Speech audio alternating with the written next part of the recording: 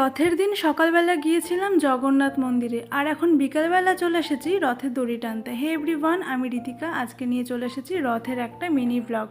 স্ট্যান্ডে এসে দাঁড়াতেই দেখি পরপর দুটো রথ গেল, আর দুটো রথই জানো তো আমাদের পাড়া দিয়ে যখন বেরোচ্ছিল তখন টানতে না পারলেও এখন কিন্তু রাস্তার ধারে এসে দাঁড়াতেই সেই রথগুলো টানতে পারি।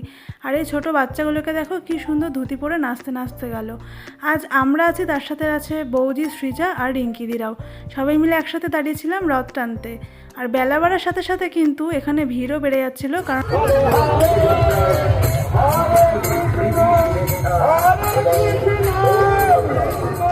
প্রত্যেকটা রথের সাথে ডিজে বাজলেও এই একটা রথের সামনেই দেখেছিলাম কীর্তন হতে হতে যাচ্ছে, সেই কারণে তোমাদের সাথে সেই ক্লিপটা শেয়ার করলাম।